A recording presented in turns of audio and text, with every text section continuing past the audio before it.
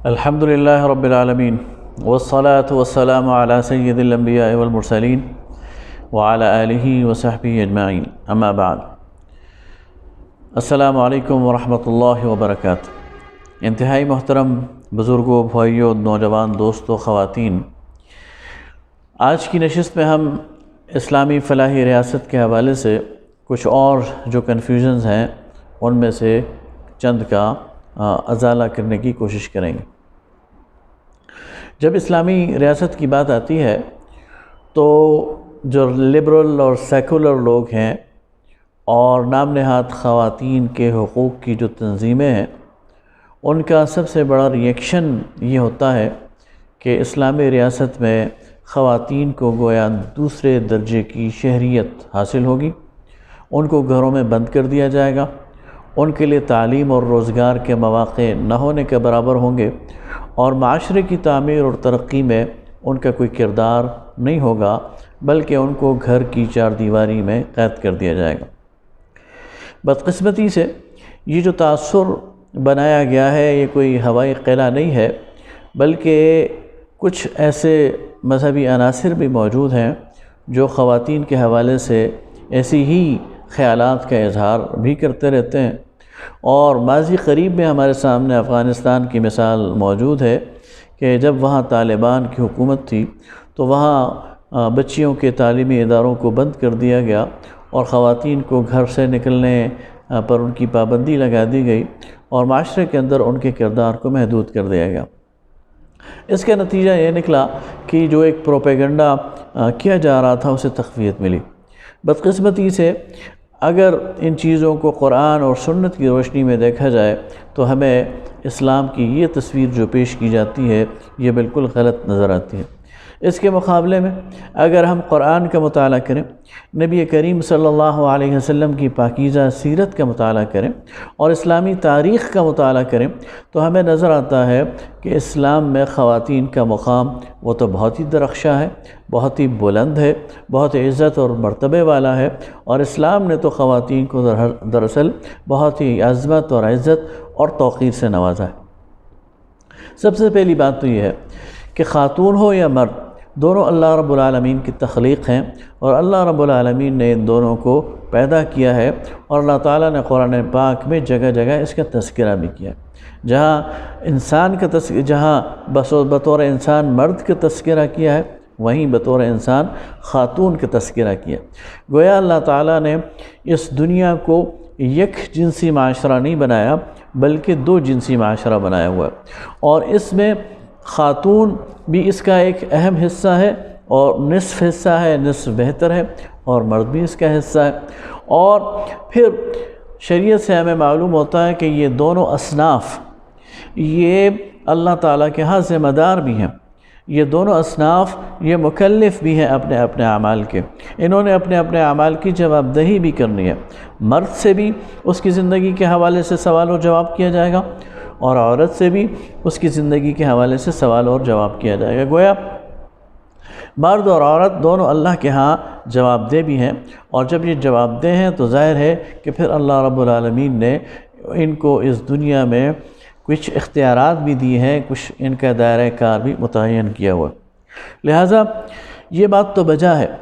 کہ اسلام مرد اور عورت کے آزادانہ اختلاط کو پسند نہیں کرتا،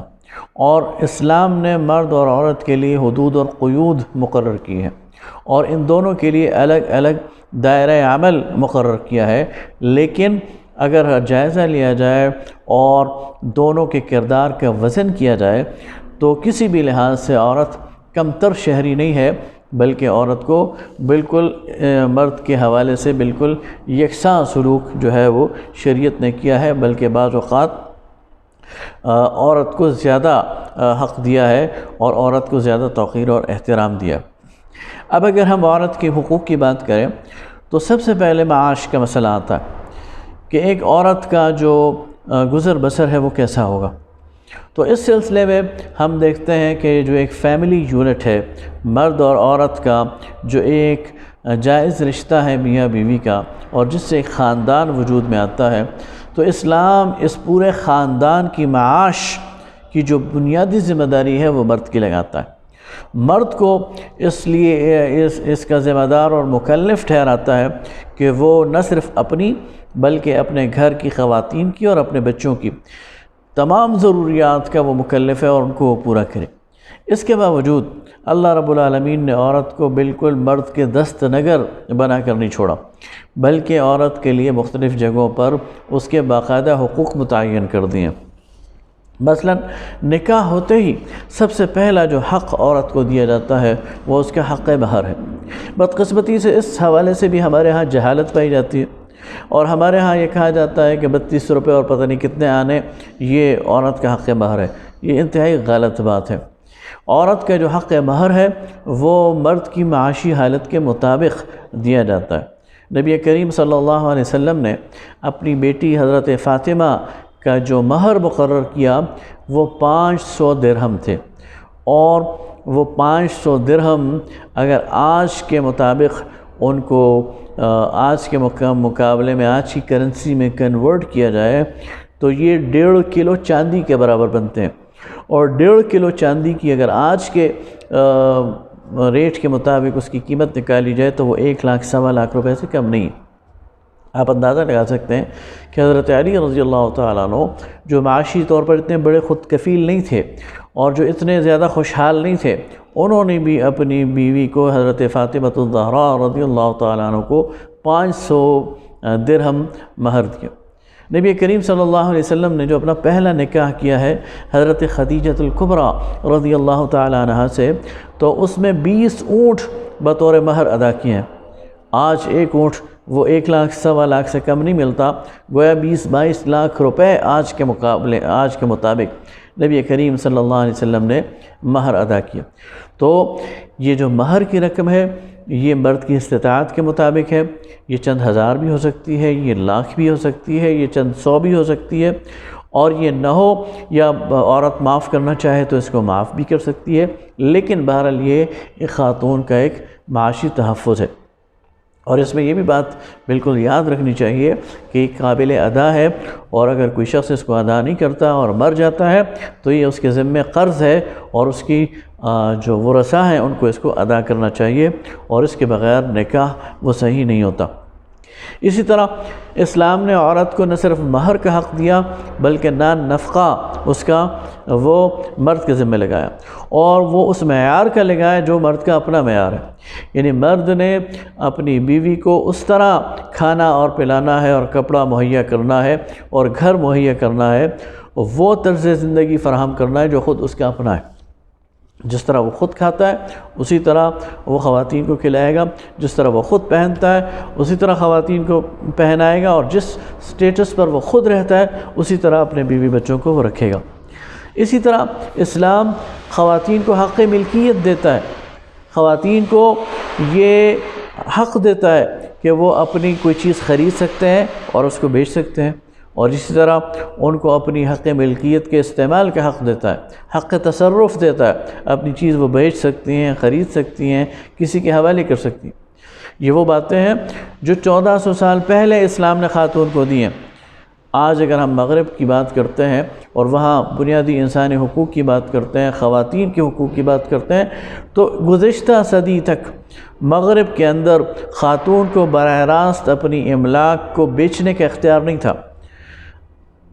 براہ راست کانٹریکٹ کرنے کا اختیار نہیں تھا، بلکہ اس کو درمیان میں کسی مرد کو ایجنٹ بنانا پڑتا تھا اور اس کے ذریعے کوئی کام کرنا پڑتا تھا، کوئی چیز خریدنی پڑتی تھی، بیچنی پڑتی تھی۔ اسلام نے براہ راست خواتین کو اختیار دیا۔ اسی طرح اسلام نے خواتین کو وراثت میں حق دیا، اگر وہ بیٹی ہے یا بیٹیاں ہیں تو باپ کے حصے میں ان کا حصہ ہے، اگر وہ بیوی ہے تو شوہر کے ترکے میں اس کا حصہ ہے، اور اگر وہ ماں ہے تو بیٹے کے ترکے میں اس کا حصہ ہے۔ اسی طرح معاشرتی طور پر اور سماجی طور پر بھی اللہ رب العالمین نے خواتین کو باقاعدہ اختیار دیا، شوہر کے انتخاب کا حق دیا، شادی شدہ عورت کو خلا کا حق دیا، بیوہ یا مطلقہ عورت کو نکاح ثانی کا حق دیا، اور طلاق کی صورت میں رضاعت اگر وہ کر رہی ہے تو جب تک رضاعت مکمل نہیں ہوتی تو اس دور کے لیے بچے کی جو نگہداشت ہے اس کی صورت میں خاوند کو پابند بنایا کہ وہ بیوی کا نفقہ ادا کرے۔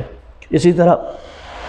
اسلام نے سیاسی طور پر بھی عورت کو حقوق دیے، عورت کو مشورے کا حق دیا،